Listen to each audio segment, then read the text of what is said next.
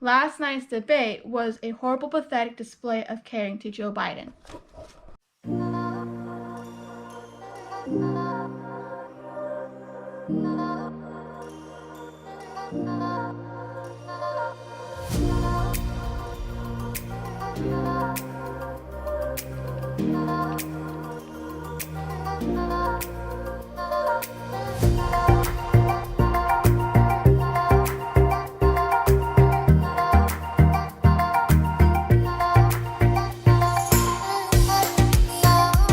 Was it a debate or an all-out verbal lashing?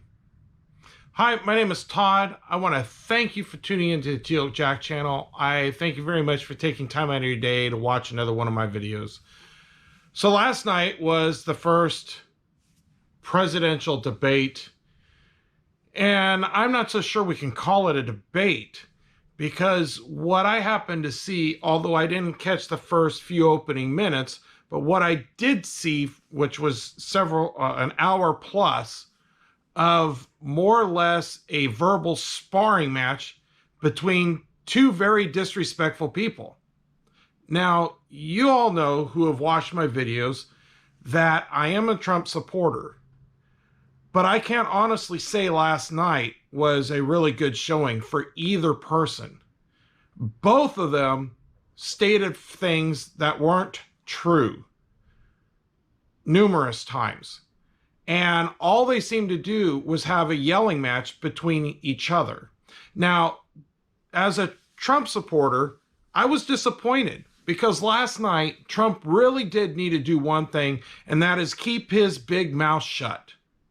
Because what that would have done was allowed Joe Biden to string his own noose as he was standing there pitching lie after lie and refusing to answer questions that Chris Wallace was giving him. And the questions that he seemed to answer, he really wasn't answering. He would kind of go around it, circumvent, if you would, the actual answer, and give a response that was basically an attack on Trump.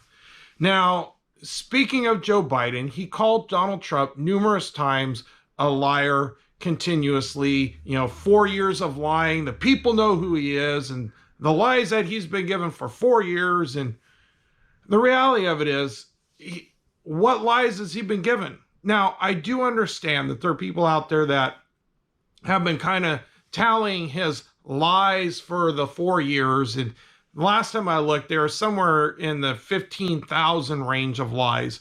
But when you actually start looking into some of these, quote, lies that Donald Trump has said, oftentimes it is things that I would call sarcasm.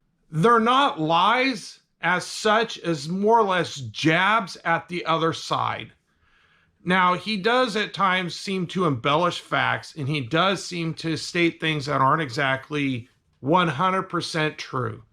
And we all know that. But what was apparent last night is Joe Biden doesn't have an ounce of what truth is in the bone of his body. He denied all the allegations against his son, Hunter Biden, which we all know, who have been paying attention to the news media that's actually been reporting on the issues surrounding his son, that those are indeed facts.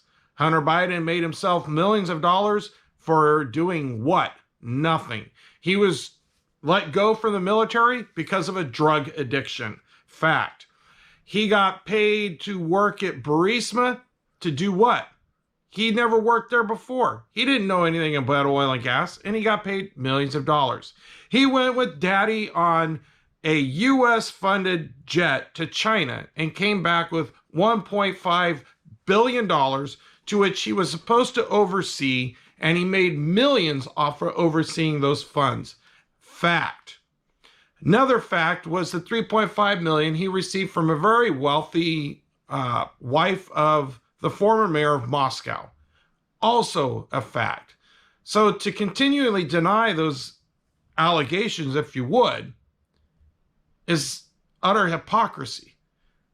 It's because Joe Biden is linked to each and every one of those transactions with his son. In other words, his son wouldn't have gotten into those positions to make millions of dollars if it wasn't for daddy being the vice president of the United States. And how much did Joe Biden have to play in that? That's something to be known. Now, another side to this debate, if you would, that I found very troubling is there's supposed to be people campaigning for the highest office available in our country, the President of the United States. And neither of them acted very presidential. They acted like two school children on the school grounds arguing and no one making a point, no one making a valid point, and neither one basing their points on some truth. Now, granted, Donald Trump had more truth than Joe Biden, but the point is, it was like an utter verbal slapping match, completely unpresidential, and the disrespect was incredible. Now, disrespect on Donald Trump had to do with the fact that as Joe Biden was talking, he couldn't keep his mouth shut. He had to constantly interject statements, sometimes very loudly, very boisterously, very bullish, if you would. And then Joe Biden's disrespect came in the form of he called him a clown and he told him to shut up. Various things that are just disrespectful that I'm not so sure I would do to my own enemy, if you would. Because I try to keep a certain amount of respect, even if I don't really like the other person. And in this case, it's quite obvious. Neither of them liked each other. I almost felt like it was a cockfight where two individuals are put in the ring and the last one standing wins the presidential election. Who won the debate? Honestly, neither. Although I would sway more towards Trump for one reason.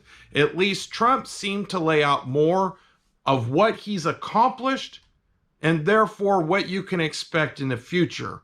Whereas Joe Biden was stating things that were complete wishy-washy, flippy-floppy, if you would. He was denying things that he had said just very recently and saying that's not him, i.e. like the Green New Deal. And he was even caught in that in the middle of the debate where he denied the Green New Deal, then he starts talking about the Green New Deal, and then when Chris Wallace questioned on him, again, he denies that he supported the Green New Deal and he's for the Biden plan. Whatever that is. And that's just how the night went. It was absolute crazy town for both. Now, here's some advice for the up-and-coming debate should another one take place for Donald Trump. Number one, your team should have been more prepared for the gotcha questions like global warming and the pandemic. Climate change instead of global warming, I guess, is the new buzzword for the year, for the decade, so to speak. So what he should have done is been more prepared to respond to that. And one way he could have done that, or his team could have prepared him for that, was to have the information of some of the climatologists that even Steven Crowder has talked to, who says that the warming the planet is experiencing is in a normal cycle. And he could point out the science that says what man is doing isn't either increasing global warming or making it better. And what Donald Trump could have also jumped on was the fact that the United States has reduced its carbon emissions since even when I was a kid. And that's what he should have done. Jumped on those facts. And the other thing he could have done is attack Joe Biden. Because Joe Biden was regularly stating that he's for science when it comes to climate change. And yet he's not for the science of the vaccination. He made that quite clear. And he kept saying that Donald Trump has no plan for the pandemic. Wait a minute. Let's look at that. What has Donald Trump done? He sped up the process to get a vaccination available. Now, granted, when one is, I won't be taking it. I don't take the flu vaccination. So I won't be taking this one either.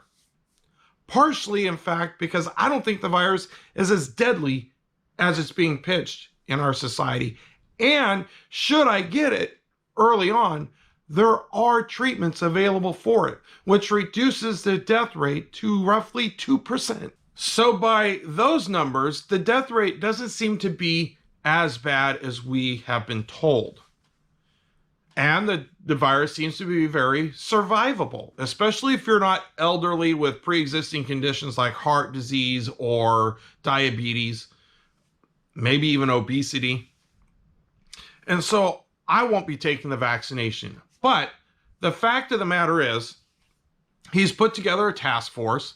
They have distributed lots of PPE across the country and made available for people to purchase. And there's been lots of tests that have been made available for testing for COVID, probably greater than anywhere else in the world. And what else did he do for this virus? Well, when it was known that it was massive respiratory attack on people, he got ventilators made. Something that we haven't seen done since World War II, drumming up manufacturing with here in the United States, making and producing multiple ventilators. And it looks like some of those ventilators were even shipped overseas to help out other countries dealing with this virus. So he has definitely had a plan with this virus. Now, as far as him lying about the virus and he knew how bad it was, to be quite honest, sure, I'm sure he did. But was he presidential in the fact that he didn't come out and say this thing's deadly and a lot of people are going to die and thus create panic? Because the one thing Joe Biden, I seem to think, maybe he's forgotten because he's a wealthy man and probably doesn't go shopping for himself, but toilet paper couldn't have been found on any shelves. On top of that, many sections of the canned food goods were gone. And that was without Trump coming out and saying this virus is deadly. So there was panic.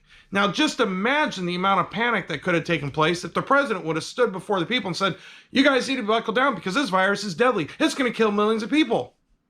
I'm pretty sure we would have seen armed people going into stores and looting the store as much as Black Lives Matter has been doing over the death of George Floyd. So Joe Biden's lying when he says that Donald Trump doesn't have a plan. What I want to know is what his plan is. Oh, he said he was going to give money and more PPE to businesses to get the businesses to reopen. Wait a minute, Joe Biden, that has already taken place. So what plan is that?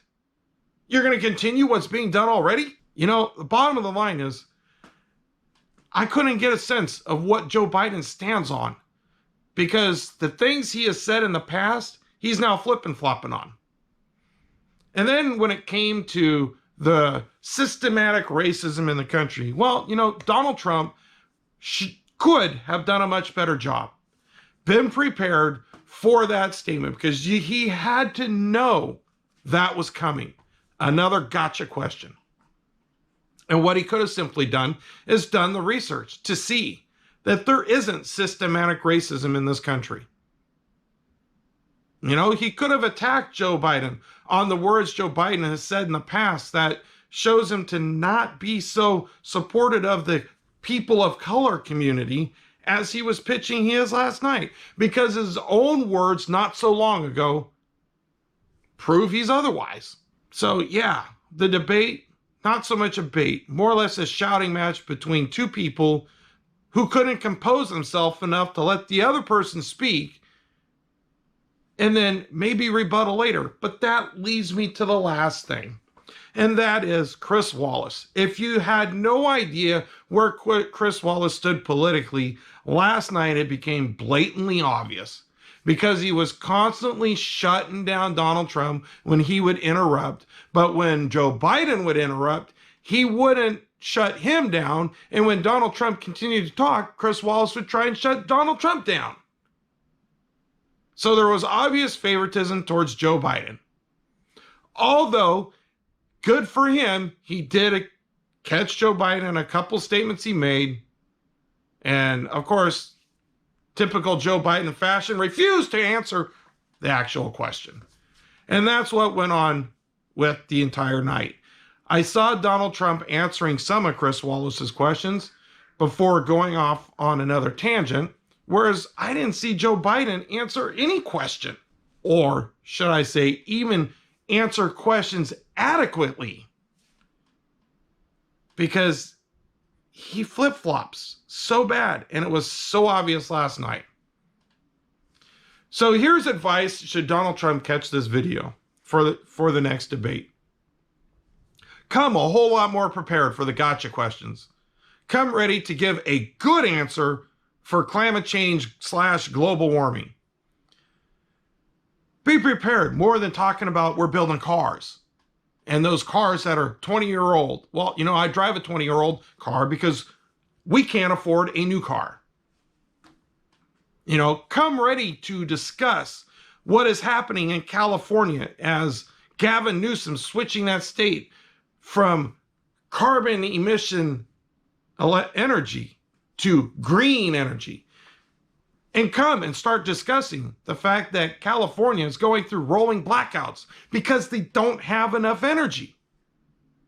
Come prepared to discuss the facts that green energy is expensive to produce and it's also inefficient. And as time goes on, it breaks down and it's very costly to fix.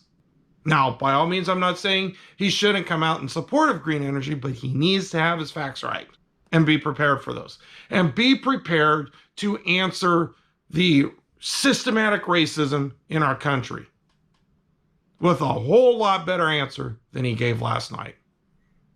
Because the reality of it is, there isn't systematic racism in our country, and he needs to state why. So those are my thoughts. Tell me what you think. Did you see the debate? Or should we say the cockfight? Let me know. Tell me what you thought. Who do you think won, Donald Trump or Joe Biden? Some of the polls I've seen recently have Joe Biden as the winner. Don't know how they can say that, because quite honestly, neither won. They both came across as immature kindergarten children fighting. Tell me what you think. Take care. God bless. We'll catch you next time.